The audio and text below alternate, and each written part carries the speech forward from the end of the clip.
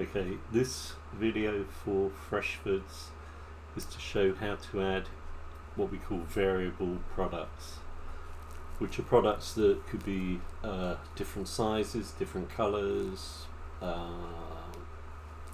different fabrics, different things that you have to combine rather than just the simple product that we worked on before.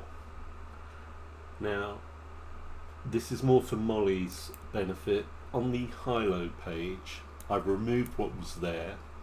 I've set something up here that will pull the high-low products into it, exactly like on the gas arc, where the products there have been pulled onto the page. That's what we're going to need for the high-low.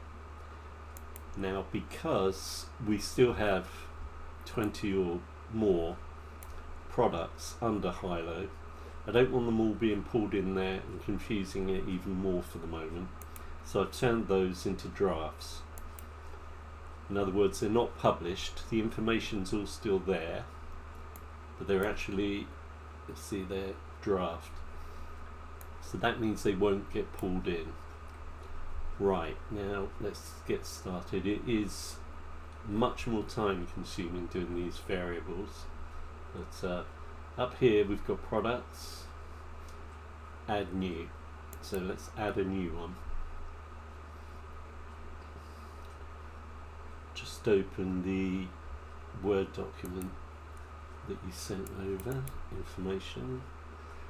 Right, so this is for the 2-stage. So the product title, 2-stage regulator, I'm going to copy and paste.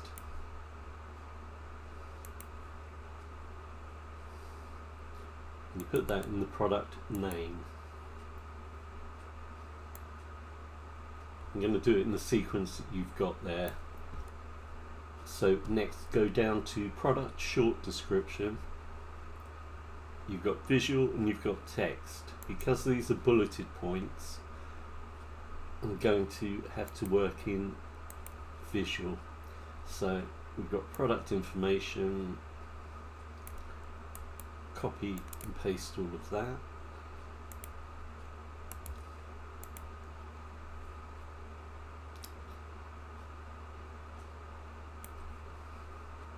Right, it's picked up the highlighting, the bullet points you've made there, which aren't real bullet points. So I'm going to delete those off of the text that I've copied over.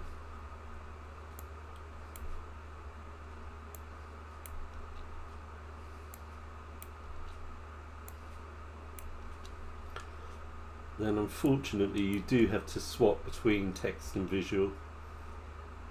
The reason I work mostly in text is because visual is what you see is what you get, but it honestly isn't. Right, so I'll switch that over to visual. Right, I'll just highlight all those lines that should be bullet points. And you'll see there the bulleted list, that's what we use. You go down each one and just click the enter key once, and that will add the bullet point. It adds it to the top one, as you notice when you do this. I mean, you can have that product information as bold if you want, it's entirely up to you. What I would say is every time you finish working on the visual one, go back to the text, so that when you save this, the formatting will be correct. Now what I haven't got here are prices, so you're going to have to add those on afterwards. So the next one we go to is product data. We used a simple product for the other ones. You click on the drop down and you'll get a variable product, and that's what you want. None of that is important at the moment. You'll see the drop down over here, and you go to attributes, custom product attribute, and you click add. Right, and you call it a name. So if I go back to what you sent over, we've got gas.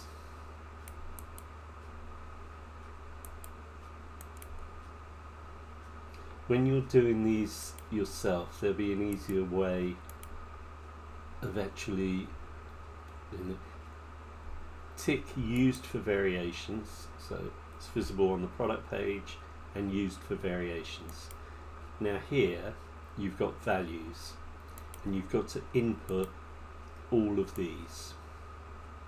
So there's 8 there, but I know that it's going to pick up 1, 2, 3, blah blah blah, which we don't need.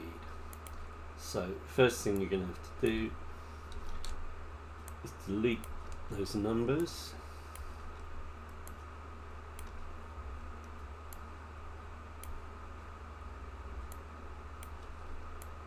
Propane, argon, oxygen. Then hit your delete key next to argon to bring it up to oxygen, but put a space after oxygen and put a pipe. Where the pipe is on your keyboard is just above the backward slash. After the pipe, another space. Do exactly the same with propane. Space, pipe, space. And you do it with all of these until you've got the whole lot.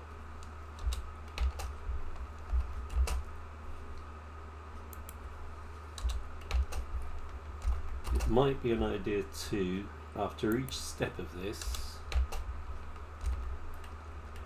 that with the last one, hydrogen, you don't need to do anything after the hydrogen. That's your list. I always try to save bits. So you've got gas, and then you go up, because we've got how many? Another 1, 2, 3, another 4 lots there. Rather than you have to watch me do all 4, if you remember that each one of those other options is done in exactly the same way. So for instance, the entry type, you make another custom product attribute. You've got your gas there. Do exactly the same. The name, entry type. These names are what will appear on the front of the site, used for variations, and do the same. I'll pause the video here while I finish this list off, because you don't need to see me do every one. I'm just going to resume this here, because again we've got drop down 3 and there's nothing there, so I'm not going to have a clue what to put for that. So I'm just going to use this for now, and you're going to have to change it afterwards, or perhaps even redo this product. I'm sure that's not the right name, but you see what I mean. I've got nothing to work with and I need it. I'll pause the video again. Okay, I've now added all of the attributes. Now comes the time consuming and the hard bit. I've saved those attributes, then I go to variations. What that will do is make a list of all of the variations, which will be something like 8 for this particular one. 8 times 2 times 2 times 3 times 3. With some of these you're going to have a couple of hundred variations. It will only produce 50 at a time, so you have to keep going. I'll show you what I mean. You go to variations next, add variation, click to get the drop down, and we're going to create variations from all of the attributes, and we click go. It will tell you there, are you sure you want to link them all? This will create a new variation for each. Maximum 50 per run, so you click OK. And it's added 50. I think there'll be more than 50, so I'll open that again, create variations from all attributes, and go.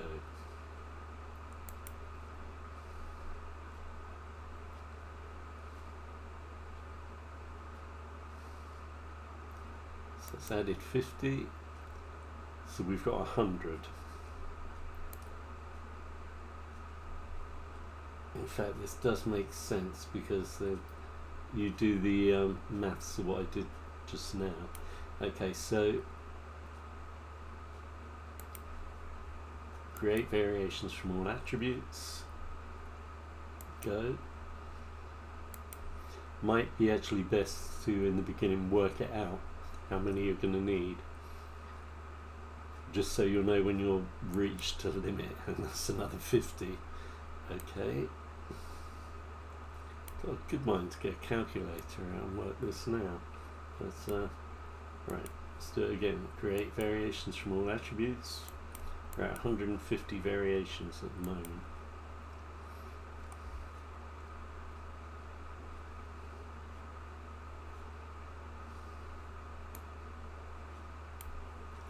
It's 50 added, so we've got 200.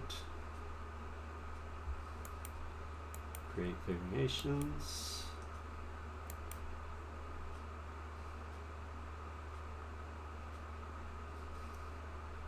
You may wonder why it keeps stopping and will only do 50, but to do all of them in one go, or to create all of them, is quite a lot.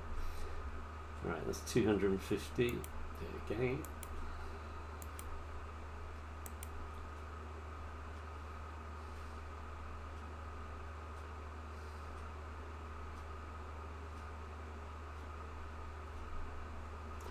$38. So we know now we've reached the limit, because it will do 50 as a maximum, and this last one's 288. So you've got 288 variations there, which is one of 20 pages, because I think it lays them out in 15 or 20 per page. And here's where the fun begins. Best to work them out starting from the beginning, I guess. So you've got acetylene. No, in fact, what I'll do first is save this. So you go over to the right and publish.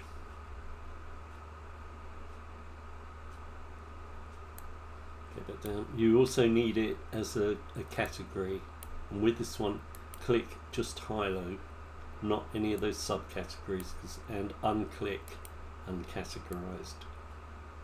So it's high-low.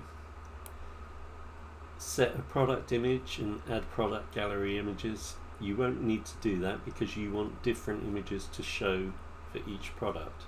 So go to product image, click on that. That will open your media library with all your existing pictures. Go to upload files, and I'll get the images that you sent over with the instructions for what you want.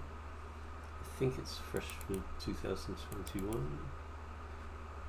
Yeah, and it was the 2-stage. Yeah, 2-stage, okay. So I'll open that, and those are the images for the 2-stage. Now I don't know which one you're going to want to use as your main image, so I'll just collect them all up anyway. Add them to the media library.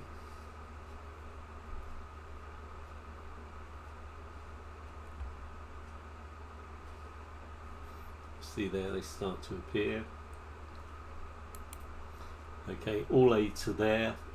I'll just use this one for the main image. You can always change that. Once you've selected your image, you go down to set product image, and it will appear there. You don't need, as I said, the product gallery images because you're going to be doing them for the variations. Now, let's click on the variations, and this is where it will be donkey work. Each one of these boxes you have to open up to include a price. Hold on, I'll open one to show you. So you go over to this little down arrow, open that. So it's enabled. You need a price, which I don't have at the moment. There's nothing else there that you need to fill in. So it's the price, and in these cases the image. So you click the upload an image, go to the media library. I think that was acetylene. So let me see which one of those was for acetylene.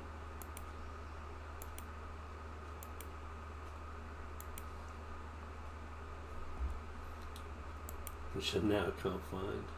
Oh yes, I can. It's the one that I use for the product image.